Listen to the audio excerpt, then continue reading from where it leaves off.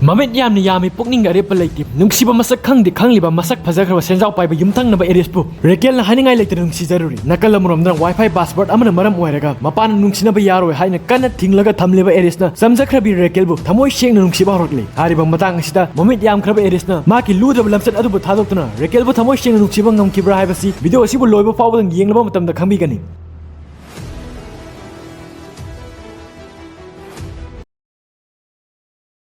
Rekel asi lambi adugi mataida phamduna ngathaduna leiram masi mahna ure masidi mana changsilagle matang asida rekel harai nangni sid kaidoriba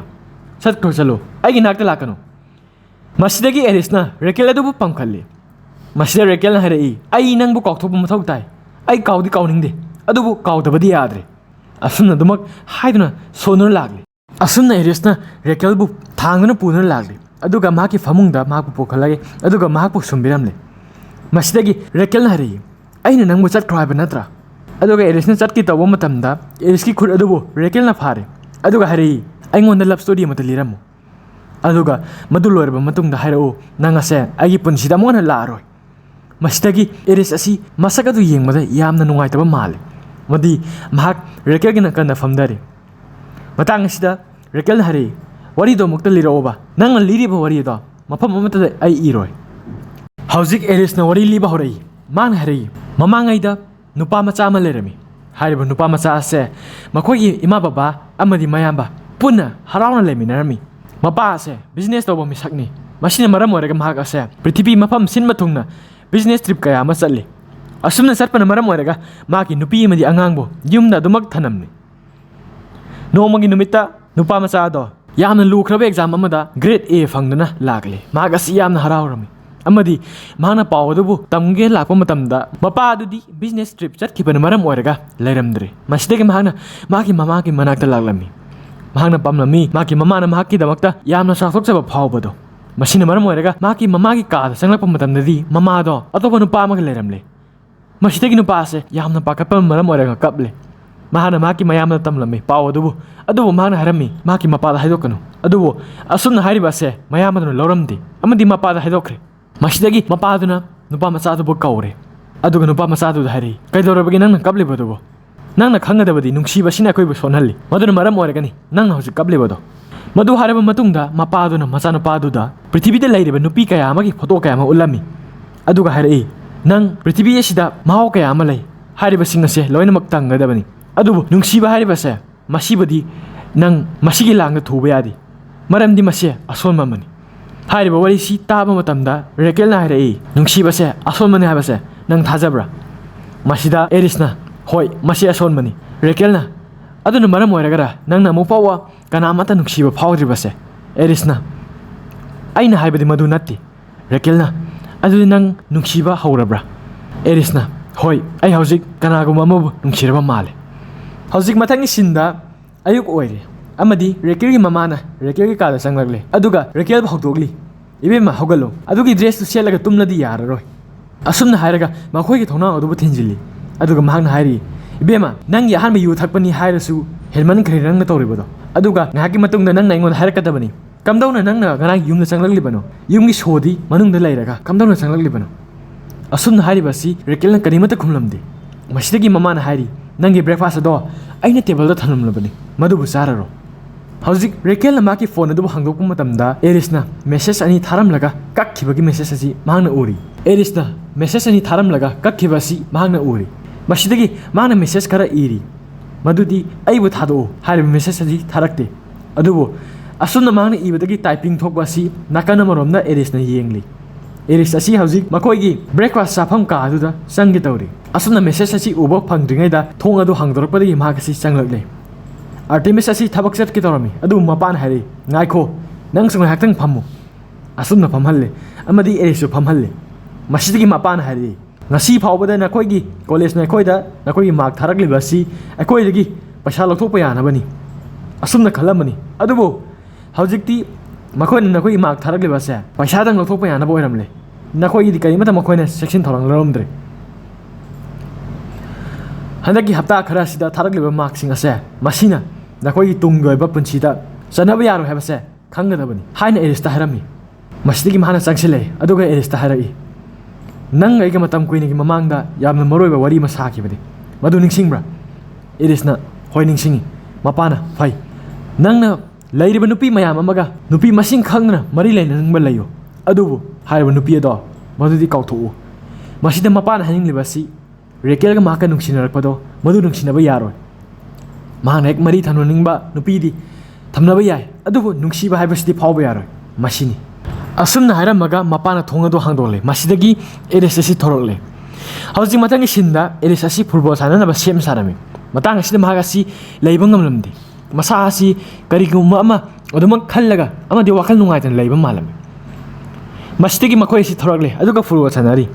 akoi bada yosi rakel amadi danela makoi masi walking cheli asumna football sanama dagi rakel asi sensilaktuna football sanabadu yengli matang asi maktada eres na goal ama chankre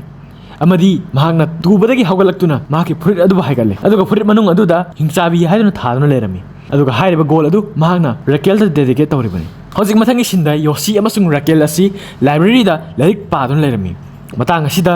eris asi changlaki tarami maduda librarian aduna nang chhatra ma nataba taragadi changma yaroi haiduna hairi masida yamna kana eris na yamna kuiroi ai mi amada wa matang haigadabani haina yamna kana hairi masidagi eris asi changlakle एरी संगलप उबदगी रेकेलसी हौगतुना चटख्रे मसिदगी लारिक मयाम थमलेबम काचिन अमद लागले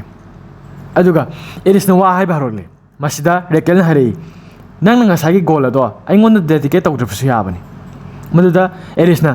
आइदो नंगोंदा असुना वा हाइगे तौब मतमदा रेकेलना तसिना मकी मदु मथौ तादि असुमना तौरकनु मसिदा एरिसना हरे रेकेल तसिना मकी आइ असे आइना नंगोंदा तौख्रिबा सिंगदो आइ वखन खलम लेबनी आई यामना लानख्रे असुमना हारिंग मतंग असिदा रेकेलना हरे नंगसे तसिंगना मकी लाल हाजरिब्रा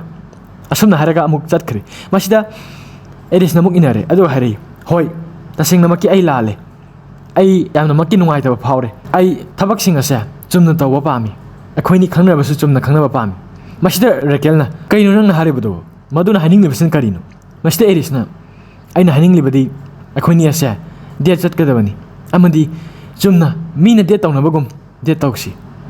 मसी ताबदगी रेकेलना एरिसकी खुद अदु पाइरे अदुगा मपाना चिंथोक्तुना पुख्रे हारिबसी योसिना यामना पामदना येंगना लेरिबनी हौजिक मपानदा मखोइनी worry सानरी रेकेलना हरे येंगो नंगना तौरिबसी करिनो अहामदा नंग यामना लमचत नाइदबा मगुम तौरगनी मदुगी मतुंगना लागनी लाले हाजरगनी अदुन हेक्ता आई असे लोइना कावरगदरा मसिदगी एरिस असी यामना निंगमदबा माले मसिदगी माना हरे होय आई खंगी आइना मरम ओरगा नंगदो कयांगी मतिक नुआरमो हेबदो आई तसिंगना मकी खंगी अदो आई सिंगना सोइख्रे अमसुंग असुमना फावरिबासे ममांगदा यमुकपो फावद्रि नुपी मयाम अमगा आई मरी लेनरम याय अदु आइना ngasi फावरिबासे असुमना मुक्ता फावद्रि मसिदगी माना हरे फरे नंगना हजिक पामद्रबसु कैसु काइदि अदुबु ngasi-दगी यामना सांगलबा मतुंगदा ओइरबसु याय काइदि नंगना करिगुम अखोइनी असे मकोकदै हौना मरी लेनबा पामनबा आई मतमदो ngaiduna legadorबनिको अदुना नंगना मतांग अदु लागलबा मतमदा आइंगोंदा पाव फावरो असुमना हारमलगा एरिस असि चटके तौरमी मतांग सिदा रेकेलना हारई आई हनकी सैटरडे इवनिंग असे आई हांगरे मसिदा हाइनिंग लेबस करी मतनति लागलेबा सैटरडे असिदा कॉस्ट्यूम पार्टी अमा लई मसिदा मकोइ नीदो चमिनसे हारिबनी मसिदा आबदि एरिस असि चंगसिले अदुगा रेकेलदा किस तौगे तौरलमी मतांग सिदा रेकेलना महाको खामलमी अदुगा हारई नंगना थबक सिंगदो चुमन तौबा पामे हादाय अदुदी हजिक यारोय असुमना हारमलगा रेकेल असि लागले मसिदा एरिस असि यामना निंगमदबगुम लेहौ हजिक योसी असि लाइब्रेरी दा लेरमद्रे महागसि थोरलगा मपान दा लेरमले असुमना रेकेलना लागबा मतमदा योसीना हारई आई एस लाइरिक पागदबनी अदुबु लाइब्रेरी मनुंगदा आई फोकस तौबा गमद्रे मदुना मरम ओरगा आई मफम असि लेरमलिबनी मसिदा रेकेलना हारई एरिस तो आइंगोंदा सॉरी हारमे मसिदा योसीना अदु नंग मा थाजब्रा रेकेलना आई मा अमुक हना आइंगोंदा सोखनबा तौररोय मसिदा योसीना माना नंगोंदा हानदगी हौना नंगबु वाहनदुना लागलबनी अमदी माना नंगबु सिनारिबनी मसिदा रेकेलना आइबु सिनारिबा कमदौननो हाइसे आइना मामा पामी माना आइबु पामी मसि करी कायबगे मसिदा योसीसी यामना नुंगारक्ते मसिदगी माना हरे नंग मदु तसिंगनमकी चुम्मेना खलब्रा मदुदा रेकेलना हरे अखोइनी कोइना बतारगसु नंग आइगदे अदुमक फ्रेंड ओइगनी कैनो मसिदी योसीना Raquel, tasingnamakki harabadi aiga nang ase ngahanagi friend kaisu oide. Aina khanbada akhoni ase friend dagi hena oifam thoina khanbani. Adu phare nang hojik Aries ke koiner banatra phare koinero. Adubu mana nupi lising ama hundoklama do adumna nangbu hundoklama matamda aina nangbu lalaka khungkani habadu khanganu. Asumna haram laga yosi yamna nungaitana satkre. Hojik mathang sinda Raquel asi maki yumda lagli amadi maki laptop ta novel ama iri. Aduga hariba matang aduda mahana line ama iri madudi karma is a bitch Greek god. Hariba si mahana ngasai Aries ta haikiba aduni. Masina taglibadi mahak ase makoini gi oiba wari asi novel oina iri bani. Hojik mathang sinda Saturday evening adu yorokpana maram oiraga Raquel asi hingsabi amagumna habadi wits amagumna dress halami amadi magna mama da harami ima ai chalage mamana hoi chaloi bema asumna mag asi thorba matamda Aries asi Greek ki lai amagumna dress halaga lagle masidagi Raquel hare masi yamna laina khangmangame madadi ai gi dress ase masin nangi dress adu dagi lising lag hena phase masida Aries na nang laktoi natro asumna mkhoine si hojik car tong no lagle asumna thawna lappa matam masida Raquel hare lambi shona ba male masida Aries na nate lana do hongkre Raquel na party du kam do ba Aries na party du dagi hena intimate oiba male Raquel na hena intimate oiba adus office ta kaino haise Aries na nang lakta law adu khangani masidagi makoi asi makoi Alpha 3 hariba building adugi lip adu da tongna kakhalale asumna makoi asi top floor yakhalale hariba building asi film asigi ahobada Raquel na hakiba Barcelona da khwaidagina fazaba khwaidagina wangba amadi khwaidagina sawa building aduni asuna building asigi mathaki horba matamda Raquel hare nanga koina banu pi gaido sida loina purakpra maduda Aries na ai kana amata mapam masida puraktri asun haraga makoi asi top floor gi rooftop adu da lagle asun lakpa matamda Raquel na hare wow masidi amna fazaba jane dana masi Olympus ka chamane Aries na Olympus makti natte adubu maduga yamna nang bazani asun haraga lakpa matamda mafam maduda yamna fazana date tawba yaba mongda semna leram masi Raquel na ure masidagi mana hare nang masi karam kanda plan thoribano masida Aries na hare nang ado writing da yamna haidana wari iba adugumna aisu nang mo surprise tawba yamna hai masida Raquel na hare ai asa afaba writer na khanbra maduda Aries na hare hoi khalli amadi nangna iribado prithvi sida nangna utribado madu ai yamna nungaiti ai uranningi nangi babana temple do iba natra Raquel na hoi Aries na adu nang kyarak parabage Raquel na chamara khanna pare Aries na adumak phari bra hojik so Raquel na hoi ai nek pabu khuding adumak nungai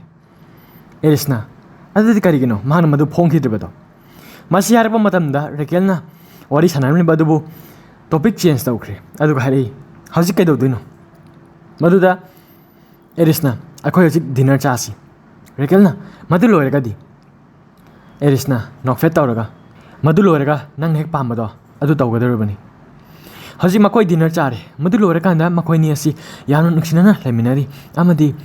Raquel na hare ai loina prom chatsi maduda Aries na aduguma dance adubu nakhoi gi college laibra masita mangna haning lebasi hakti naba makhal gi dance aduni maduda Raquel na hoi laite adubu akoi dana hena vibe se yamna nungai maduda Aries na karimata haramde adu yamna nungsina Raquel da mangna kiss tawge tawrami asuna mangna sinna kiss tawge tawrambadagi tawgraduna tapna makha da kumthagre aduga Raquel gi fagan ani do mangna tapna phaktoe asumna tawraba matungda Aries na yamna pamjana fagan ani degu marakta mahak kitchen adubo tension kre hariba matang asta Raquel na maning da hapet ontolaga hari no fe tawraga mado nang prom cha chabado yara haina aina lawre masidagi Aries na hapetang mangonda yenglami madudagi manung changkre asumna mathangi lagleba sin khara asidi yamna intimate oiba sin singni hariba sin sing asita makoi ni asi mafam matam naidre mitin mafam da su makoi asi yamna lona makoi gi nungsinaba adubu hakti naradana phongdokli asumna miyamgi bathroom da toilet ta amadi circus ta asumna mafam kaya da makoi ni na hakti nabagi sin sing asi akoi do ulli hojik asumna ngahaktang ulumlaba matungda एरिसकी मपाबुंग अमदी मखोगी family पुन्ना dinner चामिनगे मतंग असिदा माकी मपाना ngasai मखोगी कंपनी अदुगी बिल्डिंग मथक्ता मखोनीना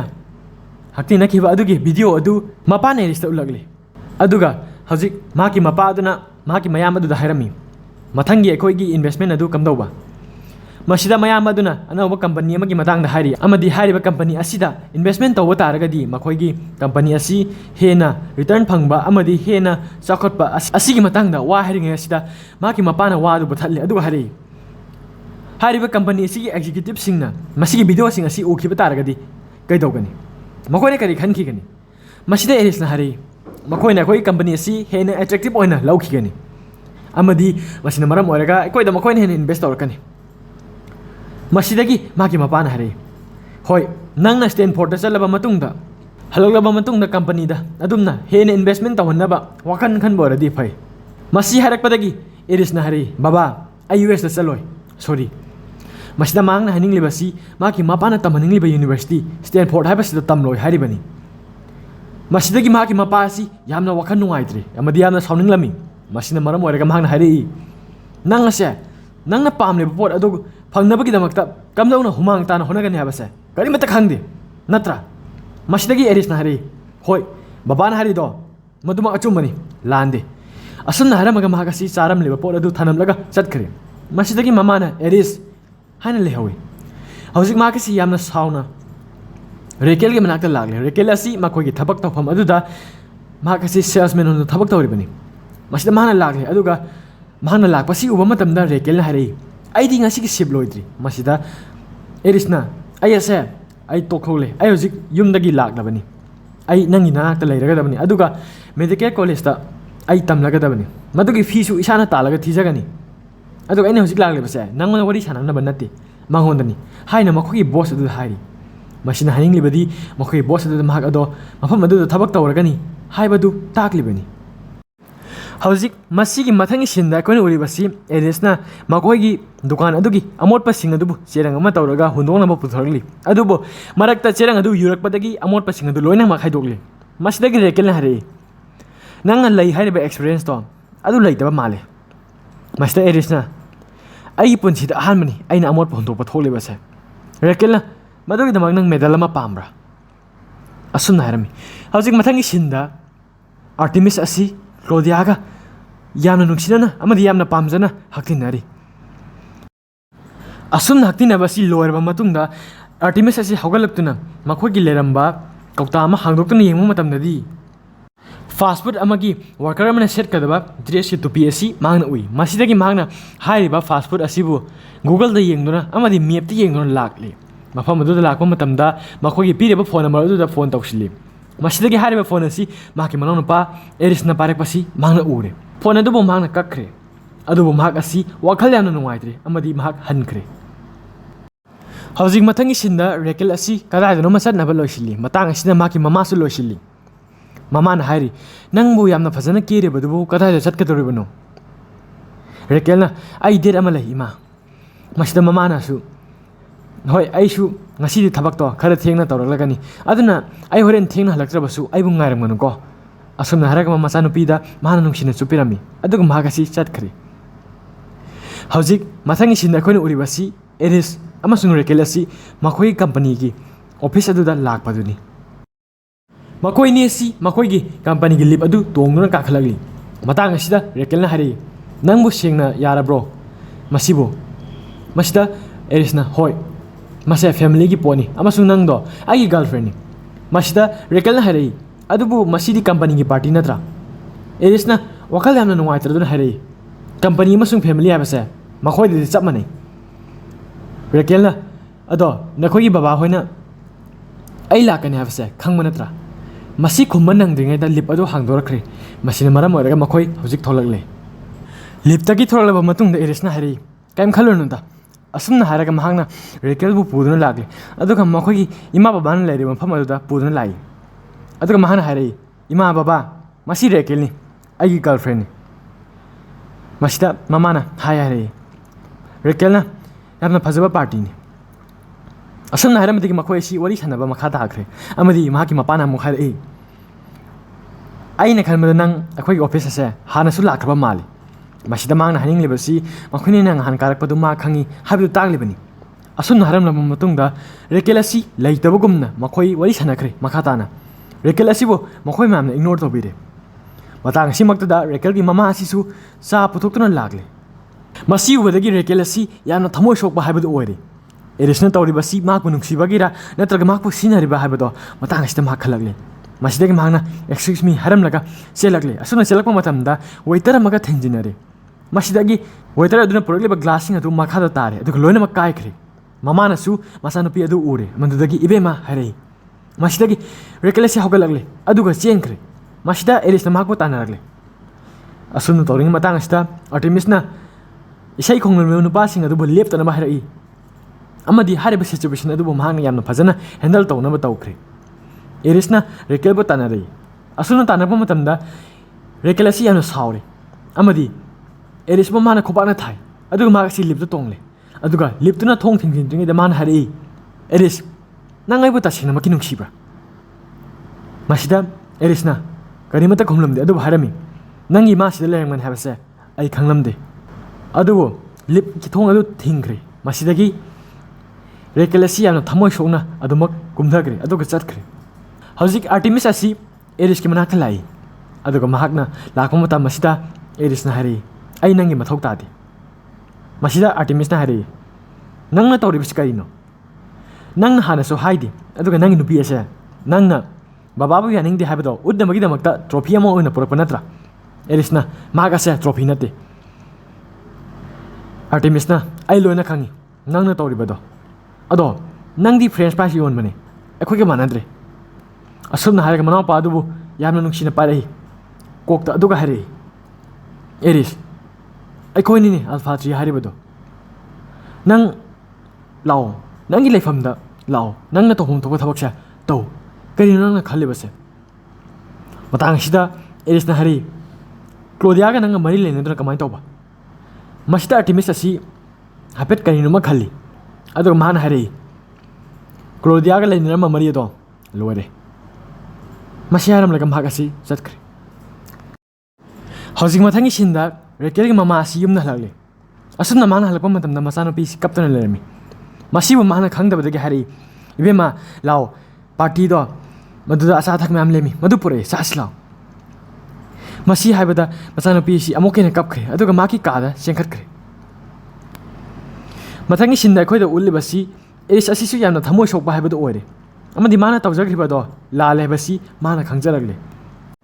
ꯑꯁꯨꯝꯅ ꯃꯥꯅ ꯌꯥꯝꯅ ꯊꯃꯣꯏ ꯁꯣꯛꯄ ꯑꯃꯗꯤ ꯅꯤꯡꯉꯝꯗꯕ ꯑꯁꯤ ꯑꯩꯈꯣꯏꯗ ꯎꯠꯂꯤ ꯍꯧꯖꯤꯛ ꯃꯊꯪꯒꯤ ꯁꯤꯟꯗ ꯔꯦꯀꯦꯜ ꯑꯩꯈꯣꯏꯒꯤ ꯀꯣꯂꯦꯖꯇ ꯎꯠꯂꯤ ꯔꯦꯀꯦꯜ ꯑꯃꯗꯤ ꯗꯦꯅꯤꯂꯥ ꯑꯁꯤ ꯄꯨꯟꯅ ꯂꯩꯃꯤꯟꯅꯔꯤ ꯃꯇꯥꯡ ꯑꯁꯤꯗ ꯌꯣꯁꯤ ꯂꯥꯛꯏ ꯑꯗꯨꯕꯨ ꯌꯣꯁꯤꯅ ꯔꯦꯀꯦꯜꯗ ꯀꯔꯤꯃꯠꯇ ꯀꯧꯔꯛꯇ꯭ꯔꯦ ꯃꯁꯤ ꯎꯕꯗ ꯔꯦꯀꯦꯜ ꯑꯁꯤ ꯋꯥꯈꯜ ꯅꯨꯡꯉꯥꯏꯔꯝꯗꯦ ꯑꯗꯨꯕꯨ ꯃꯇꯥꯡ ꯑꯁꯤꯗ ꯑꯦꯄꯣꯂꯣ ꯑꯁꯤ ꯂꯩ ꯈꯔ ꯄꯨꯗꯨꯅ ꯂꯥꯛꯂꯤ ꯃꯁꯤ ꯎꯕꯗ ꯗꯦꯅꯤꯂꯥꯅ ꯃꯁꯤ ꯉꯥꯎꯔꯕ ꯖꯥꯠꯂꯥ ꯍꯥꯏꯔꯒ ꯑꯦꯄꯣꯂꯣꯕꯨ ꯆꯤꯡꯗꯨꯅ ꯄꯨꯊꯣꯛꯈ꯭ꯔꯦ ꯑꯦꯄꯣꯂꯣꯅ ꯍꯧꯖꯤꯛ ꯃꯉꯣꯟꯗ ꯍꯥꯏꯔꯤ ꯅꯪ ꯑꯩꯒ ꯄ꯭ꯔꯣꯝ ꯄꯨꯟꯅ ꯆꯠꯃꯤꯟꯅꯁꯤ ꯌꯥꯕ꯭ꯔꯥ ꯗꯦꯅꯤꯂꯥꯅ ꯅꯪ ꯌꯥꯔꯣꯏꯌꯦ ꯅꯪꯁꯦ ꯌꯥꯝꯅ ꯑꯉꯥꯡ ꯑꯣꯏ ꯑꯩꯒ ꯆꯥꯟꯅꯔꯣꯏ ꯌꯦꯡꯉꯣ ꯑꯩꯈꯣꯏꯅꯤꯅ ꯂꯩꯅꯔꯝꯃꯤꯕ ꯃꯔꯤ ꯑꯗꯣ ꯃꯗꯨꯗꯤ ꯖꯁ ꯐ꯭ꯂꯤꯡ ꯑꯃꯅꯤ ꯑꯗꯨꯕꯨ ꯁꯤꯔꯤꯌꯁ ꯑꯣꯏꯅ ꯈꯟꯖꯤꯟꯒꯅꯨ ꯑꯁꯨꯝꯅ ꯍꯥꯏꯔꯤ ꯍꯧꯖꯤꯛ ꯊꯕꯛ ꯃꯐꯝꯗ ꯔꯦꯀꯦꯜ ꯑꯃꯁꯨꯡ ꯑꯦꯔꯤꯁꯁꯨ ꯀꯧꯅꯗ꯭ꯔꯦ ꯑꯦꯔꯤꯁ ꯑꯁꯤ ꯃꯈꯣꯏꯒꯤ ꯑꯃꯣꯠ ꯑꯀꯥꯏꯁꯤꯡ ꯑꯗꯨꯕꯨ ꯂꯧꯊꯣꯛꯂꯒ ꯗꯁꯕꯤꯟꯗ ꯍꯨꯟꯗꯣꯛꯄ ꯂꯥꯛꯂꯤ ꯑꯁꯨꯝꯅ ꯂꯥꯛꯄ ꯃꯇꯝꯗ ꯔꯦꯀꯦꯜꯅ ꯀꯥꯆꯤꯟ ꯑꯃꯗ ꯂꯩꯔꯝꯕꯁꯤ ꯃꯥꯅ ꯎꯔꯦ ꯃꯁꯤꯗꯒꯤ ꯃꯍꯥꯛ ꯔꯦꯀꯦꯜꯒꯤ ꯃꯅꯥꯛꯇ ꯂꯥꯛꯂꯦ ꯍꯧꯖꯤꯛ ꯑꯦꯔꯤꯁꯅ ꯂꯥꯛꯄꯁꯤ ꯎꯕꯗ ꯔꯦꯀꯦꯜꯅ ꯍꯥꯏꯔꯛꯏ ꯑꯩꯒꯤ ꯕ꯭ꯔꯦꯛ ꯑꯁꯤ ꯃꯤꯅꯠ 4 ꯈꯛꯇ ꯉꯥꯏꯔꯦ ꯂꯣꯏꯒꯗꯕ ꯑꯦꯔꯤꯁꯅ ꯍꯣꯏ ꯑꯩꯒꯤꯗꯤ ꯕ꯭ꯔꯦꯛ ꯂꯣꯏꯈ꯭ꯔꯦ ꯔꯦꯀꯦꯜꯅ ꯅꯪꯅ ꯁꯤꯗ ꯂꯩꯕꯁꯦ ꯑꯩꯈꯣꯏꯒꯤ ꯕꯣꯁꯅ ꯎꯈꯤꯕ ꯇꯥꯔꯒꯗꯤ ꯃꯍꯥꯛ ꯌꯥꯝꯅ ꯁꯥꯎꯔꯒꯅꯤ ꯃꯁꯤꯗꯒꯤ ꯑꯦꯔꯤꯁꯅ ꯍꯥꯏꯔꯛꯏ ꯉꯥꯏꯍꯥꯛ ꯂꯩꯔꯒ ꯑꯩꯈꯣই ꯀꯥꯏꯗꯅꯣꯃ ꯆꯠꯂꯨꯁꯤꯔꯥ ꯀꯩꯅꯣꯝꯃ ꯇꯧꯔꯨꯁꯤꯔꯥ ꯃꯁꯤꯗ ꯔꯦꯀꯦꯜ ꯑꯁꯤ ꯀꯔꯤꯃꯠꯇ ꯈꯨꯝꯂꯝꯗꯦ ꯑꯗꯨꯕꯨ ꯃꯥꯅ ꯍꯥꯏꯔꯛꯏ ꯗꯥꯟꯁ ꯑꯗꯣ ꯍꯌꯦꯡꯅꯤ ꯍꯥꯏꯕꯗꯤ ꯃꯈꯣꯏꯒꯤ ꯄ꯭ꯔꯣꯝꯒꯤ ꯗꯥꯟꯁ ꯑꯗꯨꯅꯤ ꯃꯗꯨꯗ ꯑꯦꯔꯤꯁꯅ ꯍꯥꯏꯔꯛꯏ ꯀꯩꯅꯣꯃꯇꯪ ꯍꯪꯒꯦ ꯃꯗꯨꯇꯪꯗꯤ ꯈꯨꯝꯃꯨ ꯑꯩ ꯅꯪꯒ ꯆꯠꯃꯤꯟꯅꯅꯤꯡꯉꯤ ꯑꯗꯣ ꯆꯠꯃꯤꯟꯅꯁꯤ ꯌꯥꯕ꯭ꯔꯥ ꯅꯪꯅ ꯄꯥꯝꯗ꯭ꯔꯗꯤ ꯑꯩ ꯂꯥꯛꯑꯣꯏ ꯃꯁꯤꯇꯪ ꯁꯦꯡꯅ ꯍꯥꯏꯔꯛꯎ ꯃꯁꯤꯗ ꯔꯦꯀꯦꯜꯅ ꯍꯥꯏꯔꯛꯏ ꯅꯪꯅ ꯂꯥꯛꯇꯕꯗꯣ ꯑꯩ ꯄꯥꯝꯃꯤ ꯃꯁꯤꯗ ꯑꯦꯔꯤꯁꯅ ꯍꯣꯏ ꯐꯔꯦ ꯃꯁꯤꯗ ꯔꯦꯀꯦꯜꯅ Fare, nang sojik thabam hom na la roidra, natrag leho khidora. Mashda Erisna, ayum salagani. Mana haning libasi, mahak thabak tu tok lagani hairibani. Rekel na hari. Kanoma hayora. Ay su thabak asa. Tok ningi hadina fatlam na topang hamlam labadi, yamna nungaram gadabani. Asum na haraga chatkre. Housing matangi sinda khone uri basi yosina ida argument sana sida cake ama thin malak basi uri. Masidagi pasadu pige ngaira mo hadra ngairi matang istemana khurana saksinduna makogi family na meeting tawri badu mahana khurana tarure. Masida matangi sinda eris asi Stanford ta tamgani habasi mahana khurana tahore. Housing Raquel asi maki kada kaptun lerami maki mama na sanglagle. Aduga maki mama sanglak pasi ubadagi Raquel asi Wakalan na nungayram demadi henen kabla dun mamabo sensin na kolami. Raquel asiyam na kablami. Amadi mahara maki mama harami. Ima ay ngahangin numito ay tasing na soykre. Asun na habada mama na karimata kangano ibema asun na temlami. Mahak na kabla dun makhatare. Ima ay siyam na pangkre ay siya triktawkre. Masida mama na kanana triktawre bano elis na tawre bra. Raquel na natte Aisha isana isabu trick tawjari mamana kamdauna Raquel aina khalobana madu oithokani mamana kaino oithokpa haise Raquel aina maka koina bado tasina maki oithokani na khalure madu ai lale masi habidagi mamana mahapu kola madu leble masidagi bhamlaga man hari ibema nangna khalle bado lale naki na papung do wari yamna ibai banu pani adubu maki novel ase mana publish suktok tawkide karigino khangbra Raquel maramdi publisher singna reject torapagi natte maramdi mahana publisher amata da mahaki novel do puragi yenghalude maramdi mahaga se thauna lai kiti mangonda mahaga se tasingna maki yam iba haibani adubo thauna lai te bana maram oiraga maki novel ase phongki dabani yengu nangi na papong do aini yamna miss tawi ngasi su yamna nungsi adubo maki matung ina ganu soire nangna eris puta singna nungsi banatra chalo mangon hairo chalo Asunna mamana mangon asa pirakpadagi Raquel asi wakalama lakre amasung asa asi yamna kakhalakre masidagi mahak asi hidal government sanna hojik laglami asumna lakpa matamda mahakna eris ka unaraga eris adu hayengi dance adu la o hain hagi tawbani adu matang asita Claudia mahakpo yamna kanna thingli asumna mahak asi thingbada sangna badu mak honrakpadagi Artemis asi lagle adu hari akhoi hojik dinner chari chalo nayunda chalo Masida mahak asi changba yadaba taragasu eris haina kaurami aduga eris na chatki tawba matamda maki mapabung na mahakpo muk khamlami masidagi Raquel asi kabna message tawina harakle nang hayengi promo do la uko hareba message asi yengi tawba matamda mapana phone adu bumulli aduga hari akhoi hojik dinner chaba loiji phone adu paigano asun harak eris asi basu phajinno thamire hojik mathangi sin asidi Makoy prongi dance ki numit aduni. Makoy mayam asi dress nana setuna prongi dance adu lagli. Asun na mi mayam asi dance to wahokri matang ista Raquel na eris pu yamna kanna ngari. Nakara moromda eris asi yamna yangna chelagli makoy prom to pham aduda. Asun na mana yamna chelakpadagi mafam adu yore. Masidagi mana chalagi to matamda mi adu yaman maram odaga. Raquel asi kada delabino khangre. Masidagi mana yosi ure. Masidagi mana yosi Nang Raquel ki best friend amasung future husband natra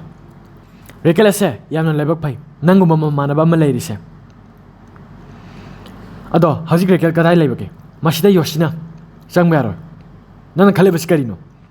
Raquel ase nang ta singna maki mahakpu nungsibra khangni nang na toribodo mahakpu matam khara haktin naramba aduga amu hundomba natra adu natra nupi ate nang na tobodo Raquel dadi yaroi erisna ai nang yena batali Yoshina adu kay darage hawjik so hakdino adu loiraga phone ama piramu adugi nang Stanford jalkro nang tori bisikari masida erisna Yoshibu khut paidon lagi aduga makoi ki swimming pool alom na lagle aduga man hari sumi ai ta singna maki lan kre aina tori base loina mak soide Raquel daina yam awawa pi kre aduba ai hojik madu amu phawa pamdre madu loina mak ai cheno pamle aduna se khutum na muktang pena thillo aduga makok tagi haurage Masi tabadi yosi yamna harawri mana ngahana gi leramba pin da badu phongdo lage khalladuna erista mana kana thilami masitegi makoi nisi ngayakang namnari asunu phunaraba matungda eris asi soibedagi swimming pool adonda tasinkre masi ubadagi yosina ꯀꯔꯤꯃꯇ ꯍꯥꯏꯔꯝꯗꯅ ꯆꯦꯟꯈ꯭ꯔꯦ ꯑꯁꯨꯝꯅ ꯆꯦꯟꯕ ꯃꯇꯝꯗ ꯀ꯭ꯂꯣꯔꯤꯟꯒꯤ ꯕꯣꯇꯜ ꯑꯃ ꯁꯣꯏꯕꯗꯒꯤ swimming pool ꯑꯗꯨꯗ ꯍꯩꯖꯤꯟꯈ꯭ꯔꯦ ꯍꯧꯖꯤꯛ Ares ꯑꯁꯤ ꯍꯧꯒꯠꯂꯝꯃꯤ ꯑꯗꯨꯕꯨ ꯅꯥꯟꯊꯨꯕꯅ ꯃꯔꯝ ꯑꯣꯏꯔꯒ ꯃꯍꯥꯛ ꯑꯁꯤ ꯁ꯭ꯋꯤꯃꯤꯡ ꯄꯨꯜꯒꯤ ꯏꯁꯤꯡ ꯑꯗꯨꯔꯣꯝꯗ ꯇꯥꯁꯤꯟꯈ꯭ꯔꯦ ꯑꯗꯨꯕꯨ ꯌꯥꯝꯅ ꯁꯥꯊꯤꯕ ꯑꯃꯅ ꯀ꯭ꯂꯣꯔꯤꯟ ꯑꯗꯨꯅ ꯍꯥꯏꯔꯤꯕ ꯏꯁꯤꯡ ꯑꯗꯨꯕꯨ ꯂꯣꯏꯅꯃꯛ ꯊꯟꯈ꯭ꯔꯕꯅꯤ ꯃꯁꯤꯗꯒꯤ ꯑꯦꯔꯤꯁ ꯑꯁꯤ ꯏꯔꯣꯏꯕ ꯉꯝꯗ꯭ꯔꯦ ꯑꯃꯁꯨꯡ ꯃꯍꯥꯛ ꯑꯁꯤ ꯊꯣꯛꯂꯛꯄꯁꯨ ꯉꯝꯗ꯭ꯔꯦ ꯃꯍꯥꯛ ꯍꯧꯖꯤꯛ ꯇꯞꯅ ꯏꯁꯤꯡ ꯃꯅꯨꯡꯗ ꯆꯪꯊꯔꯦ ꯑꯗꯨꯒ ꯁꯣꯔ ꯐꯨꯟꯕ ꯍꯧꯔꯛꯂꯦ ꯃꯇꯥꯡ ꯑꯁꯤꯗ ꯌꯣꯁꯤ ꯑꯁꯤ ꯌꯥꯝꯅ ꯀꯟꯅ ꯆꯦꯜꯂꯛꯂꯦ ꯑꯗꯨꯒ ꯔꯦꯀꯦꯜꯒꯤ ꯃꯅꯥꯛꯇ ꯂꯥꯛꯂꯦ ꯔꯦꯀꯦꯜꯕꯨ ꯃꯍꯥꯛꯅ ꯍꯦꯛ ꯎꯕꯒ ꯆꯦꯟꯁꯤꯟꯗꯨꯅ ꯀꯣꯜꯂꯝꯃꯤ ꯔꯦꯀꯦꯜꯅꯁꯨ ꯃꯍꯥꯛꯄꯨ ꯍꯦꯛ ꯎꯕꯒ ꯌꯥꯝꯅ ꯍꯔꯥꯎꯅ ꯀꯣꯜꯂꯤ ꯑꯗꯨꯒ ꯃꯥꯅ ꯍꯥꯏ ꯅꯪꯅ ꯍꯥꯏꯕꯗꯣ ꯆꯨꯝꯃꯤ ꯌꯣꯁꯤ ꯑꯩꯁꯦ ꯇꯁꯦꯡꯅꯃꯛꯀꯤ ꯄꯪꯈ꯭ꯔꯦ ꯑꯃꯁꯨꯡ ꯍꯥꯏꯔꯤꯕ ꯍꯞꯇꯥ ꯈꯔ ꯑꯁꯦ ꯑꯩꯁꯦ ꯌꯥꯝꯅꯃꯛꯀꯤ ꯁꯣꯏꯕ ꯍꯥꯏꯕꯗꯣ ꯑꯣꯏꯔꯦ ꯃꯇꯥꯡ ꯑꯁꯤꯗ ꯌꯣꯁꯤꯅ ꯌꯥꯝꯅ ꯀꯟꯅ ꯋꯥ ꯑꯃ ꯇꯝꯅꯕ ꯍꯣꯠꯅꯔꯤ ꯌꯣꯁꯤꯅ ꯍꯥꯏꯔꯤ ꯔꯦꯀꯦꯜ ꯌꯦꯡꯉꯨ ꯑꯦꯔꯤꯁꯇꯣ ꯇꯁꯦꯡꯅꯃꯛꯇꯤ ꯉꯁꯤꯒꯤ ꯄ꯭ꯔꯣꯝ ꯑꯁꯦ ꯃꯍꯥꯛ ꯂꯥꯛꯄꯅꯤ ꯑꯗꯨ ꯃꯍꯥꯛ ꯁ꯭ꯋꯤꯃꯤꯡ ꯄꯨꯜꯗ ꯁꯣꯏꯕꯗꯒꯤ ꯇꯥꯁꯤꯟꯈ꯭ꯔꯦ ꯃꯁꯤ ꯍꯦꯛ ꯇꯥꯕꯗꯒꯤ ꯔꯦꯀꯦꯜꯅ ꯍꯥꯏꯔꯛꯏ ꯁ꯭ꯋꯤꯃꯤꯡ ꯄꯨꯜꯗ ꯍꯥꯏꯔꯒ ꯃꯍꯥꯛ ꯑꯁꯤ ꯌꯥꯝꯅ ꯌꯥꯡꯅ ꯆꯦꯟꯈ꯭ꯔꯦ ꯌꯣꯁꯤꯅ ꯍꯥꯏꯍꯧꯏ ꯃꯍꯥꯛ ꯀꯔꯤꯃꯠꯇ ꯇꯧꯗꯕꯅꯤ ꯑꯗꯨꯕꯨ ꯃꯗꯨ ꯇꯥꯗꯗꯨꯅ ꯃꯍꯥꯛ ꯑꯁꯦ ꯁ꯭ꯋꯤꯃꯤꯡ ꯄꯨꯜ ꯂꯣꯝꯗ ꯌꯥꯝꯅ ꯌꯥꯡꯅ ꯆꯦꯟꯗꯨꯅ ꯂꯥꯛꯂꯦ ꯑꯁꯨꯝꯅ ꯂꯥꯛꯄ ꯃꯇꯝꯗ ꯑꯦꯔꯤꯁꯅ ꯏꯔꯥꯛꯅꯔꯝꯕ ꯑꯁꯤ ꯎꯔꯦ ꯃꯁꯤꯗꯒꯤ ꯔꯦꯀꯦꯜ ꯑꯁꯤ ꯀꯞꯈ꯭ꯔꯦ ꯑꯗꯨꯒ ꯃꯍꯥꯛ ꯑꯁꯤ ꯀꯞꯅ ꯆꯦꯟꯁꯤꯜꯂꯛꯂꯦ ꯁ꯭ꯋꯤꯃꯤꯡ ꯄꯨꯜ ꯑꯗꯨꯗ ꯆꯣꯡꯊꯗꯨꯅ ꯑꯦꯔꯤꯁꯄꯨ ꯃꯍꯥꯛꯅ ꯏꯁꯤꯡꯗꯒꯤ ꯊꯥꯡꯒꯠꯂꯦ ꯃꯇꯥꯡ ꯑꯁꯤꯗ ꯌꯣꯁꯤꯅ ꯃꯈꯣꯏꯅ ꯌꯥꯟꯕ ꯌꯥꯅꯕ ꯊꯧꯔꯤ ꯑꯃ ꯊꯥꯗꯔꯛꯂꯦ ꯍꯥꯏꯔꯤꯕꯗꯨ ꯄꯥꯏꯔꯒ ꯃꯈꯣꯏ ꯑꯁꯤ ꯀꯥꯈꯠꯂꯛꯂꯦ ꯍꯧꯖꯤꯛ ꯃꯊꯪꯒꯤ ꯁꯤꯟꯗ ꯑꯩꯈꯣꯏꯅ ꯎꯔꯤꯕ ꯑꯁꯤ ꯗꯦꯅꯤꯂꯥ ꯑꯃꯁꯨꯡ ꯑꯦꯄꯣꯂꯣ ꯑꯁꯤ ꯀꯣꯏꯅꯔꯦ ꯃꯇꯥꯡ ꯑꯁꯤꯗ ꯗꯦꯅꯤꯂꯥꯅ ꯍꯥꯏꯔꯛꯏ ꯅꯪ ꯑꯁꯦ ꯌꯥꯝꯅ ꯑꯉꯥꯡ ꯑꯣꯏꯕ ꯇꯥꯔꯒꯁꯨ ꯑꯩꯒꯤꯗꯤ ꯆꯞ ꯆꯥꯕ ꯕꯣꯏꯐ꯭ꯔꯦꯟꯅꯤ ꯑꯦꯄꯣꯂꯣꯅꯁꯨ ꯍꯥꯏ ꯅꯪ ꯑꯁꯦ ꯄ꯭ꯔꯤꯊꯤꯕꯤꯁꯤꯗ ꯈ꯭ꯋꯥꯏꯗꯒꯤ ꯐꯖꯕ ꯒ꯭ꯔꯦꯟ ꯃꯥꯅꯤ ꯑꯁꯨꯝꯅ ꯍꯥꯏꯔꯤꯉꯩ ꯃꯇꯥꯡ ꯑꯁꯤꯗ ꯃꯌꯥꯝꯕ ꯑꯦꯔꯤꯁꯇꯤ ꯑꯁꯣꯝꯗ ꯋꯥꯟꯊꯗꯨꯅ ꯄꯨꯈꯠꯈ꯭ꯔꯦ ꯍꯧꯖꯤꯛ ꯑꯦꯝꯕꯨꯂꯦꯟꯁ ꯑꯃ ꯎꯠꯂꯤ ꯃꯁꯤꯅ ꯇꯥꯛꯂꯤꯕꯁꯤ ꯑꯦꯔꯤꯁ ꯑꯁꯤ ꯍꯣꯁꯄꯤꯇꯥꯜꯗ ꯄꯨꯈꯠꯈ꯭ꯔꯦ ꯍꯥꯏꯕꯅꯤ ꯍꯧꯖꯤꯛ ꯍꯣꯁꯄꯤꯇꯥꯜꯗ ꯑꯦꯔꯤꯁꯀꯤ ꯃꯄꯥ ꯑꯃꯁꯨꯡ ꯃꯃꯥ ꯂꯩ ꯑꯃꯗꯤ ꯔꯦꯀꯦꯜ ꯑꯁꯤ ꯌꯥꯝꯅ ꯋꯥꯈꯜ ꯆꯔꯥꯡꯅꯅ ꯐꯝꯕꯁꯤ ꯑꯩꯈꯣꯏꯅ ꯎꯔꯤ ꯑꯦꯔꯤꯁꯀꯤ ꯃꯄꯥ ꯑꯁꯤ ꯔꯦꯀꯦꯜꯒꯤ ꯃꯃꯥꯡꯗ ꯐꯝꯂꯝꯃꯤ ꯑꯗꯨꯒ ꯃꯥꯅ ꯍꯥꯏꯔꯤ ꯅꯪꯅ ꯍꯦꯛ ꯃꯥꯒꯤ ꯄꯨꯟꯁꯤꯗ ꯂꯥꯛꯈꯤꯕꯗꯒꯤ ꯄꯨꯝꯅꯃꯛ ꯑꯁꯦ ꯁꯣꯏꯔꯕꯅꯤ ꯃꯁꯤꯗ ꯔꯦꯀꯦꯜꯒꯤ ꯃꯃꯥꯅ ꯍꯥꯏꯔꯛꯏ ꯃꯤꯁꯇꯔ ꯍꯤꯗꯥꯜꯒꯣ ꯑꯩꯒꯤ ꯏꯆꯥꯅꯨꯄꯤꯅ ꯅꯪꯒꯤ ꯅꯆꯥꯅꯨꯄꯥꯕꯨ ꯅꯨꯡꯁꯤꯖꯩ ꯃꯁꯤꯗ ꯍꯤꯗꯥꯜꯒꯣ ꯑꯁꯤ ꯌꯥꯝꯅ ꯁꯥꯎꯔꯛꯂꯦ ꯑꯗꯨ ꯃꯥꯅ ꯅꯪ ꯀꯅꯥ ꯑꯣꯏꯔꯤꯕꯒꯦ ꯑꯁꯨꯝꯅ ꯃꯍꯥꯛꯀꯤ ꯅꯨꯄꯤꯅ ꯃꯍꯥꯛꯄꯨ ꯋꯥ ꯉꯥꯡꯍꯜꯂꯝꯗꯦ ꯃꯁꯤꯗꯒꯤ ꯗꯣꯛꯇꯔ ꯂꯥꯛꯂꯦ ꯑꯗꯨꯒ ꯍꯥꯏꯔꯛꯏ ꯑꯩ ꯑꯦꯔꯤꯁꯀꯤ ꯏꯟꯆꯥꯔꯖ ꯄꯨꯕ ꯗꯣꯛꯇꯔ ꯑꯗꯨꯅꯤ ꯃꯍꯥꯛ ꯑꯁꯦ ꯁꯣꯔ ꯍꯣꯟꯕ ꯋꯥꯠꯄꯅ ꯃꯔꯝ ꯑꯣꯏꯔꯒ ꯃꯇꯝ ꯈꯔ ICUꯗ ꯂꯩꯇꯕ ꯌꯥꯔꯣꯏ ꯃꯁꯤꯗꯒꯤ ꯑꯦꯔꯤꯁ ꯑꯁꯤ ꯃꯇꯝ ꯈꯔ ꯀꯣꯃꯥꯗ ꯂꯩꯈ꯭ꯔꯦ ꯑꯁꯨꯝꯅ ꯑꯦꯔꯤꯁꯅ ꯀꯣꯃꯥꯗ ꯂꯩꯔꯤꯉꯩ ꯃꯇꯥꯡ ꯑꯁꯤꯗ ꯁꯤꯟ ꯀꯌꯥ ꯑꯩꯈꯣꯏꯗ ꯎꯠꯂꯤ ꯑꯃꯗꯤ ꯔꯦꯀꯦꯜꯅ ꯑꯦꯔꯤꯁꯀꯤ ꯃꯄꯥ ꯑꯃꯗꯤ ꯃꯌꯥꯝꯕꯒꯤ ꯃꯅꯥꯛꯇ ꯆꯠꯂꯒ ꯋꯥꯔꯤ ꯁꯥꯟꯅꯕ ꯃꯁꯤꯗ ꯑꯩꯈꯣꯏꯗ ꯎꯠꯇꯕ ꯇꯥꯔꯒꯁꯨ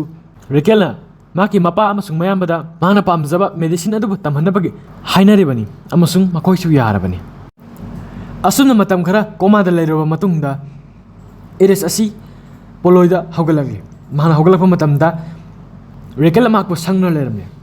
ꯃꯁꯤꯗꯒꯤ ꯔꯦꯀꯦꯜ ꯑꯁꯤ ꯆꯦꯟꯁꯤꯜꯂꯛꯇꯨꯅ ꯃꯍꯥꯛꯀꯤ ꯃꯅꯥꯛꯇ ꯂꯥꯛꯂꯦ ꯔꯦꯀꯦꯜꯅ ꯍꯥꯏꯔꯛꯏ ꯒ꯭ꯔꯤꯛ ꯒꯣꯗ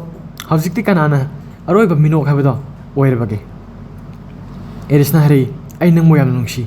ꯔꯦꯀꯦꯜ ꯑꯁꯨꯝꯅ ꯃꯈꯣꯏꯅꯤ ꯑꯁꯤ ꯀꯤꯁ ꯇꯧꯔꯦ ꯃꯁꯤꯒꯤ ꯃꯇꯨꯡꯗ ꯔꯦꯀꯦꯜꯅ ꯉꯁꯥꯏ ꯃꯨꯚꯤ ꯑꯁꯤ ꯍꯧꯕ ꯃꯇꯝꯗ ꯂꯤꯈꯤꯕ ꯋꯥꯔꯤ ꯑꯗꯨ ꯃꯈꯥ ꯇꯥꯔꯛꯂꯤ ꯑꯁꯨꯝꯅ ꯃꯥꯅ ꯍꯥꯏꯔꯤ ꯑꯦꯔꯤꯁ ꯑꯁꯤ ꯍꯧꯖꯤꯛ ꯁꯤꯔꯣꯒꯦ ꯇꯧꯔꯕ ꯃꯇꯥꯡ ꯑꯁꯤꯗꯒꯤ ꯃꯈꯣꯏꯒꯤ ꯏꯃꯨꯡꯒꯤ ꯋꯥꯈꯜꯂꯣꯟ ꯑꯁꯤ ꯍꯣꯡꯈ꯭ꯔꯦ ꯑꯃꯗꯤ ꯃꯍꯥꯛꯅ ꯄꯥꯝꯖꯕ ꯗꯣꯛꯇꯔ ꯑꯗꯨ ꯇꯝꯍꯟꯕꯗ ꯃꯈꯣꯏ ꯍꯦꯟꯅ ꯌꯥꯔꯛꯂꯦ ꯑꯜꯐꯥ 3 ꯑꯃꯁꯨꯡ ꯃꯈꯣꯏ ꯏꯃꯨꯡ ꯇꯣꯉꯥꯟ ꯇꯣꯉꯥꯟꯕ ꯄꯣꯠꯁꯛꯁꯤꯡ ꯑꯣꯏꯔꯛꯂꯦ ꯑꯗꯨꯒ ꯀꯣꯃꯥꯗꯒꯤ ꯍꯧꯒꯠꯂꯕ ꯃꯇꯨꯡꯗ ꯑꯦꯔꯤꯁ ꯑꯁꯤ ꯍꯞꯇꯥ 2ꯒ ꯗꯣꯛꯇꯔꯗ ꯂꯩꯍꯜꯂꯝꯃꯤ ꯑꯗꯨꯕꯨ ꯃꯗꯨꯒꯤ ꯃꯇꯨꯡꯗꯗꯤ ꯃꯍꯥꯛ ꯑꯁꯤ ꯌꯨꯝꯗ ꯍꯜꯂꯛꯂꯦ ꯑꯁꯨꯝꯅ ꯌꯨꯝꯗ ꯍꯜꯂꯛꯂꯕ ꯃꯇꯝꯗꯗꯤ ꯃꯍꯥꯛꯀ ꯑꯩꯒ ꯃꯐꯝ ꯈꯨꯗꯤꯡꯃꯛꯇ ꯑꯩꯈꯣꯏꯅꯤ ꯍꯛꯇꯤꯟꯅꯔꯤ ꯆꯥꯛꯁꯪꯗ ꯋꯥꯁꯔꯨꯝꯗ ꯐꯥꯁ ꯐꯨꯗꯇ ꯁꯝꯃꯔꯁꯤꯃ ꯄꯨꯂꯞ ꯑꯩꯈꯣꯏꯅꯤ ꯑꯗꯨꯃꯛ ꯊꯥꯅꯗꯅ ꯂꯩꯔꯦ ꯑꯗꯨꯕꯨ ꯍꯧꯖꯤꯛꯇꯤ ꯒꯨꯗ ꯕꯥꯏ ꯍꯥꯏꯕ ꯃꯇꯥꯡ ꯂꯥꯛꯂꯦ ꯃꯔꯝꯗꯤ ꯑꯦꯔꯤꯁ ꯑꯁꯦ ꯃꯍꯥꯛꯀꯤ ꯃꯦꯗꯤꯁꯤꯟ ꯌꯨꯅꯤꯚꯔꯁꯤꯇꯤ ꯑꯗꯨꯗ ꯆꯠꯇꯕ ꯌꯥꯔꯔꯣꯏ ꯑꯩꯅ ꯀꯟꯚꯤꯟꯁ ꯇꯧꯕꯗꯒꯤ ꯃꯍꯥꯛꯀꯤ ꯃꯄꯥꯕꯨꯡꯅ ꯃꯍꯥꯛꯄꯨ ꯄ꯭ꯔꯤꯊꯤꯕꯤꯗ ꯈ꯭ꯋꯥꯏꯗꯒꯤ ꯐꯕ ꯃꯦꯗꯤꯁꯤꯟꯒꯤ ꯌꯨꯅꯤꯚꯔꯁꯤꯇꯤ ꯑꯗꯨꯗ ꯇꯝꯍꯟꯕ ꯍꯥꯏꯕꯁꯤ ꯌꯥꯔꯛꯂꯦ ꯑꯁꯨꯝꯅ ꯃꯍꯥꯛ ꯑꯁꯤ ꯆꯠꯀꯗꯧꯔꯦ ꯍꯧꯖꯤꯛ ꯑꯩꯈꯣꯏꯅ ꯎꯕ ꯐꯪꯂꯤꯕꯁꯤ ꯑꯦꯔꯤꯁ ꯑꯁꯤ ꯆꯠꯅꯕ ꯂꯣꯏꯁꯤꯜꯂꯝꯃꯤ ꯑꯃꯗꯤ ꯃꯍꯥꯛꯀꯤ ꯐꯦꯃꯤꯂꯤꯗꯒꯤ ꯃꯍꯥꯛ ꯑꯁꯤ ꯑꯔꯣꯏꯕ ꯀꯥꯏꯅ ꯕꯤꯗꯥꯏ ꯂꯧꯔꯝꯃꯤ ꯑꯁꯨꯝꯅ ꯃꯍꯥꯛ ꯑꯁꯤ ꯍꯧꯖꯤꯛ ꯑꯦꯌꯔꯄꯣꯔꯠꯇ ꯂꯥꯛꯂꯦ ꯃꯍꯥꯛ ꯄ꯭ꯂꯦꯟ ꯇꯣꯡꯒꯗꯕ ꯌꯥꯝꯅ ꯊꯦꯡꯂꯦ ꯃꯔꯝ ꯑꯁꯤꯅ ꯆꯦꯟꯅ ꯂꯥꯛꯂꯦ ꯔꯦꯀꯦꯜꯁꯨ ꯃꯥꯒꯤ ꯃꯃꯥꯒ ꯂꯣꯏꯅꯅ ꯂꯥꯛꯏ ꯑꯗꯨꯕꯨ ꯔꯦꯀꯦꯜ ꯑꯁꯤ ꯀꯞꯅ ꯃꯥꯒꯤ ꯃꯇꯨꯡ ꯏꯟꯅꯔꯛꯂꯤ ꯑꯁꯨꯝꯅ ꯃꯈꯣꯏ ꯑꯁꯤ ꯑꯔꯣꯏꯕ ꯃꯤꯀꯨꯞ ꯌꯧꯔꯕ ꯃꯇꯝꯗ ꯑꯦꯔꯤꯁꯅ ꯀꯩꯅꯣꯝꯃ ꯍꯥꯏꯔꯛꯏ ꯔꯦꯀꯦꯜ ꯀꯩꯅꯣꯝꯃ ꯍꯥꯏꯌꯨꯔꯥ ꯋꯥꯏꯐꯥꯏ ꯑꯗꯣ ꯇꯁꯦꯡꯅꯃꯛꯇꯤ ꯑꯩꯅ ꯅꯪꯒ ꯋꯥꯔꯤ ꯁꯥꯟꯅꯕ ꯄꯥꯝꯕꯅ ꯃꯔꯝ ꯑꯣꯏꯔꯒ ꯑꯩꯈꯣꯏꯒꯤ ꯋꯥꯏꯐꯥꯏꯗꯣ ꯑꯩꯅ ꯌꯥꯍꯟꯗꯕꯅꯤ ꯃꯁꯤ ꯇꯥꯕꯗꯒꯤ ꯔꯦꯀꯦꯜ ꯑꯁꯦ ꯌꯥꯝꯅ ꯍꯔꯥꯎꯕꯗ ꯑꯣꯏꯔꯝꯃꯤ ꯑꯁꯨꯝꯅ ꯃꯈꯣꯏꯅꯤꯁꯦ ꯑꯔꯣꯏꯕ ꯃꯤꯀꯨꯞ ꯌꯧꯔꯛꯄꯅ ꯃꯔꯝ ꯑꯣꯏꯔꯒ ꯌꯥꯝꯅ ꯅꯨꯡꯁꯤꯅꯅ ꯀꯤꯁ ꯇꯧꯔꯝꯃꯤ ꯃꯗꯨꯗꯒꯤ ꯑꯦꯔꯤꯁ ꯑꯁꯦ ꯑꯗꯨꯃꯛ ꯆꯠꯈ꯭ꯔꯦ ꯔꯦꯀꯦꯜ ꯑꯁꯦ ꯃꯍꯥꯛꯄꯨ ꯀꯞꯇꯨꯅ ꯌꯦꯡꯗꯨꯅ ꯂꯩꯍꯧꯔꯦ ꯃꯍꯥꯛꯀꯤ ꯃꯃꯥꯅ ꯃꯍꯥꯛꯄꯨ ꯀꯣꯜꯂꯤ ꯍꯧꯖꯤꯛ ꯃꯅꯤꯡꯗ ꯋꯥꯔꯤ ꯂꯤꯔꯤꯕ ꯔꯦꯀꯦꯜꯒꯤ ꯃꯈꯣꯟꯅ ꯃꯈꯥ ꯇꯥꯅ ꯍꯥꯏꯔꯤ ꯑꯁꯨꯝꯅ ꯑꯦꯔꯤꯁꯅ ꯑꯩꯉꯣꯟꯗ ꯑꯆꯨꯝꯕꯗꯣ ꯒꯤꯐ ꯑꯃ ꯑꯣꯏꯅ ꯄꯤꯔꯝꯂꯦ ꯑꯗꯨꯒ ꯆꯠꯈ꯭ꯔꯦ ꯑꯩꯈꯣꯏꯅꯤꯅ ꯅꯨꯡꯁꯤꯅꯕꯁꯦ ꯇꯁꯦꯡꯕꯅꯤ ꯍꯥꯏꯕꯁꯦ ꯑꯩ ꯃꯇꯥꯡ ꯑꯗꯨꯋꯥꯏ ꯐꯥꯎꯗꯗꯤ ꯊꯥꯖꯔꯦ ꯀꯌꯥ ꯃꯇꯤꯛ ꯊꯥꯖꯒꯦ ꯍꯥꯏꯕ ꯃꯇꯝꯗ ꯃꯥꯅ ꯂꯥꯞꯅ ꯆꯠꯈ꯭ꯔ ꯐꯥꯎꯕꯗ ꯑꯩꯕꯨ ꯃꯍꯥꯛꯅ ꯃꯤꯔꯥꯏꯔꯣꯏ ꯍꯥꯏꯕꯁꯦ ꯑꯩꯅ ꯈꯜꯂꯝꯃꯤ ꯃꯥꯅ ꯑꯩꯕꯨ ꯃꯤꯔꯥꯏꯔꯣꯏ ꯍꯥꯏꯕꯁꯦ ꯑꯩꯅ ꯊꯥꯖꯔꯝꯃꯤ ꯑꯃꯗꯤ ꯑꯩꯅ ꯃꯉꯣꯟꯗ ꯌꯥꯝꯅ ꯄꯤꯛꯄ ꯄ꯭ꯔꯖꯦꯟ ꯑꯃ ꯄꯤꯔꯝꯃꯤ ꯃꯁꯤ ꯍꯥꯏꯔꯤꯉꯩ ꯃꯇꯥꯡ ꯑꯁꯤꯗ ꯑꯦꯔꯣꯄ꯭ꯂꯦꯟ ꯃꯅꯨꯡꯗ ꯑꯦꯔꯤꯁꯅ ꯃꯍꯥꯛꯀꯤ ꯐꯤꯒꯥꯎꯗꯒꯤ ꯑꯟꯗꯔꯋꯦꯌꯔ ꯑꯃ ꯄꯨꯊꯣꯔꯛꯄꯁꯤ ꯑꯩꯈꯣꯏꯅ ꯎꯏ ꯍꯥꯏꯔꯤꯕ ꯑꯁꯤ ꯔꯦꯀꯦꯜꯒꯤꯅꯤ ꯑꯗꯨꯒ ꯍꯧꯖꯤꯛ ꯊꯪꯅꯕ ꯀ꯭ꯂꯤꯞꯇ ꯑꯩꯈꯣꯏꯅ ꯎꯔꯤꯕ ꯑꯁꯤ ꯉꯁꯥꯏꯗꯒꯤ ꯋꯥꯔꯤ ꯂꯤꯔꯤꯕ ꯑꯁꯤ ꯔꯦꯀꯦꯜꯅ ꯃꯤ ꯇꯤꯟꯕ ꯃꯐꯝ ꯑꯃꯗ ꯃꯍꯥꯛꯀꯤ ꯅꯣꯕꯦꯜ ꯑꯗꯣ ꯄꯥꯊꯣꯛꯄ ꯑꯣꯏꯗꯨꯅ ꯂꯩꯔꯝꯂꯦ ꯃꯍꯥꯛꯅ ꯃꯐꯝ ꯑꯗꯨꯗ ꯍꯥꯏꯔꯤ ꯑꯁꯨꯝꯅ ꯅꯨꯡꯁꯤꯕ ꯍꯥꯏꯕꯁꯦ ꯇꯁꯦꯡꯅꯃꯛꯀꯤ ꯑꯆꯨꯝꯕꯒꯤ ꯃꯈꯥ ꯄꯣꯜꯂꯤ ꯑꯃꯗꯤ ꯑꯦꯔꯤꯁ ꯑꯃꯁꯨꯡ ꯑꯩꯈꯣꯏꯅꯤꯒꯤ ꯃꯔꯛꯇ ꯑꯁꯦꯡꯕ ꯅꯨꯡꯁꯤꯕ ꯍꯥꯏꯕꯗꯣ ꯂꯩ ꯃꯗꯨꯗꯒꯤ ꯍꯦꯟꯅ ꯃꯔꯨ ꯑꯣꯏꯕ ꯍꯥꯏꯕ ꯇꯥꯔꯒꯗꯤ ꯑꯦꯔꯤꯁꯅ ꯑꯩꯉꯣꯟꯗ ꯏꯁꯥꯗ ꯊꯥꯖꯕ ꯍꯥꯏꯕꯗꯣ ꯇꯥꯛꯄꯤꯔꯤ ꯃꯁꯤꯅ ꯃꯔꯝ ꯑꯣꯏꯔꯒ ꯉꯁꯤ ꯑꯩꯅ ꯅꯣꯕꯦꯜ ꯑꯁꯤꯕꯨ ꯃꯤꯌꯥꯝ ꯃꯥꯡꯗ ꯄꯨꯊꯣꯛꯄ ꯉꯝꯂꯤꯕꯅꯤ ꯑꯁꯨꯝꯅ ꯍꯥꯏꯔꯒ ꯃꯍꯥꯛꯅ ꯋꯥꯔꯤ ꯂꯤꯔꯝꯕꯁꯤ ꯂꯣꯏꯈ꯭ꯔꯦ ꯍꯧꯖꯤꯛ ꯔꯦꯀꯦꯜ ꯑꯁꯤ ꯃꯍꯥꯛꯀꯤ ꯐꯃꯨꯡꯗ ꯍꯤꯞꯇꯨꯅ ꯂꯩꯔꯤ ꯐꯣꯟꯗ ꯃꯍꯥꯛꯀ ꯑꯦꯔꯤꯁꯀ ꯃꯦꯁꯦꯖ ꯊꯥꯅꯔꯤ ꯑꯦꯔꯤꯁꯅ ꯍꯥꯏꯔꯤ ꯑꯩꯅ ꯅꯪꯕꯨ ꯃꯌꯥꯝꯅ ꯀꯤꯁ ꯇꯧꯒꯅꯤ ꯃꯗꯨꯗꯒꯤ ꯑꯩꯅ ꯅꯪꯕꯨ ꯊꯥꯡꯒꯠꯀꯅꯤ ꯑꯗꯨꯒ ꯅꯪꯒꯤ ꯐꯃꯨꯡꯗ ꯑꯩꯅ ꯄꯨꯒꯅꯤ ꯅꯪꯒꯤ ꯐꯃꯨꯡꯗ ꯊꯝꯂꯕ ꯃꯇꯨꯡꯗ ꯅꯪꯒꯤ ꯗ꯭ꯔꯦꯁ ꯑꯗꯨꯕꯨ ꯑꯩꯅ ꯂꯧꯊꯣꯛꯀꯅꯤ ꯃꯗꯨꯗꯒꯤ ꯑꯩꯅ ꯇꯞꯅ ꯅꯪꯒꯤ ꯐꯩꯒꯟ ꯑꯗꯨꯗ ꯄꯥꯏꯔꯛꯀꯅꯤ ꯑꯁꯨꯝꯅ ꯇꯧꯔꯕ ꯃꯇꯨꯡꯗ ꯑꯩꯈꯣꯏꯅꯤ ꯍꯛꯇꯤꯟꯅꯒꯅꯤ ꯃꯁꯤ ꯇꯥꯕꯗꯒꯤ ꯃꯁꯥ ꯑꯗꯨ ꯀꯔꯤꯅꯣꯃ ꯐꯥꯎꯔꯛꯂꯝꯃꯤ ꯃꯁꯥꯒꯤ ꯁ꯭ꯀꯔꯠꯇ ꯈꯨꯠ ꯑꯗꯨꯕꯨ ꯊꯤꯟꯖꯤꯟꯖꯗꯨꯅ ꯃꯁꯥꯅ ꯃꯁꯥꯕꯨ ꯅꯨꯡꯉꯥꯏꯍꯟꯖꯕ ꯍꯧꯔꯛꯂꯤ ꯃꯇꯥꯡ ꯑꯁꯤꯗ ꯃꯦꯁꯦꯖ ꯑꯃ ꯂꯥꯛꯏ ꯃꯗꯨꯗ ꯑꯦꯔꯤꯁꯅ ꯍꯥꯏꯔꯛꯂꯤ ꯅꯪ ꯅꯦꯀꯦꯠ ꯑꯣꯏꯐꯝ ꯊꯣꯛꯄꯅꯤ ꯃꯥꯅ ꯌꯦꯡꯊꯣꯛꯄ ꯃꯇꯝꯗ ꯊꯣꯡꯅꯥꯎ ꯑꯗꯨꯗ ꯑꯦꯔꯤꯁꯅ ꯐꯝꯗꯨꯅ ꯂꯩꯔꯝꯕꯁꯤ ꯃꯥꯅ ꯎꯔꯦ ꯃꯁꯤꯗꯒꯤ ꯃꯥꯅ ꯌꯥꯝꯅ ꯍꯔꯥꯎꯅ ꯍꯥꯏꯔꯛꯏ ꯅꯪꯁꯨ ꯃꯥꯏꯜ 2,000 ꯂꯥꯞꯅ ꯂꯩꯐꯝ ꯊꯣꯛꯄꯅꯤ ꯃꯁꯤꯗ ꯃꯈꯣꯏꯅ ꯑꯁꯤ ꯌꯥꯝꯅ ꯅꯨꯡꯁꯤꯅꯅ ꯀꯤꯁ ꯇꯧꯔꯤ ꯔꯦꯀꯦꯜꯅ ꯍꯥꯏꯔꯤ ꯅꯪꯅ ꯂꯥꯛꯂꯤꯕꯁꯤ ꯑꯩꯒꯤ ꯄꯦꯟꯇꯤ ꯑꯗꯨꯕꯨ ꯍꯟꯗꯣꯛꯄ ꯂꯥꯛꯂꯤꯕ꯭ꯔꯥ ꯃꯁꯤꯗ ꯑꯦꯔꯤꯁꯅ ꯍꯥꯏꯔꯤ ꯅꯠꯇꯦ ꯑꯩ ꯑꯅꯧꯕ ꯑꯃ ꯂꯧꯕ ꯂꯥꯛꯂꯤꯕꯅꯤ ꯃꯁꯤ ꯍꯥꯏꯔꯒ ꯃꯈꯣꯏꯅꯤ ꯑꯁꯤ ꯌꯥꯝꯅ ꯅꯨꯡꯁꯤꯅꯅ ꯀꯤꯁ ꯇꯧꯈ꯭ꯔꯦ ꯑꯗꯨꯒ ꯃꯨꯚꯤ ꯑꯁꯤ ꯃꯇꯥꯡ ꯑꯁ꯭ꯋꯥꯏꯗ ꯂꯣꯏꯁꯤꯟꯈ꯭ꯔꯦ ꯃꯌꯥꯝꯅ ꯉꯁꯤ ꯑꯩꯒꯤ ꯑꯦꯛꯁꯄ꯭ꯂꯦꯟ ꯑꯁꯤꯕꯨ ꯀꯝꯗꯧꯕꯤꯕꯒꯦ ꯍꯥꯏꯕꯗꯨ ꯀꯃꯦꯟ ꯁꯦꯛꯁꯟꯗ ꯏꯕꯤꯔꯝꯃꯨ ꯚꯤꯗꯤꯑꯣ ꯑꯁꯤ ꯁꯦꯡꯅ ꯅꯨꯡꯉꯥꯏꯕꯤꯕ ꯇꯥꯔꯒꯗꯤ ꯂꯥꯏꯛ ꯑꯃ ꯇꯧꯕꯤꯔꯝꯃꯨ ꯑꯃꯗꯤ ꯄꯥꯔꯠ 2 ꯑꯃꯁꯨꯡ ꯄꯥꯔꯠ 3 ꯁꯨꯡꯁꯣꯏ ꯁꯣꯏꯗꯅ ꯆꯦꯅꯦꯜ ꯑꯁꯤꯗ ꯊꯥꯒꯠꯆꯒꯅꯤ ꯃꯔꯝ ꯑꯁꯤꯅ ꯁꯕꯁꯀ꯭ꯔꯥꯏꯕ ꯇꯧꯗ꯭ꯔꯤꯕ ꯏꯆꯤꯟ ꯏꯅꯥꯎꯁꯤꯡꯅ ꯆꯦꯅꯦꯜ ꯑꯁꯤꯗ ꯁꯕꯁꯀ꯭ꯔꯥꯏꯕ ꯇꯧꯕꯤꯔꯝꯃꯨ ꯐꯔꯦ ꯃꯌꯥꯝ ꯃꯊꯪꯒꯤ ꯚꯤꯗꯤꯑꯣꯗ ꯑꯃꯨꯛ ꯊꯦꯡꯅꯔꯁꯤ ꯀꯔꯤꯒꯨꯝꯕ ꯑꯩꯅ ꯁꯣꯏꯈꯤꯕ ꯌꯥꯎꯕ ꯇꯥꯔꯒꯁꯨ ꯑꯁꯣꯏꯕꯗꯨꯕꯨ ꯁꯦꯝꯗꯣꯛꯄꯤꯔꯝꯃꯨ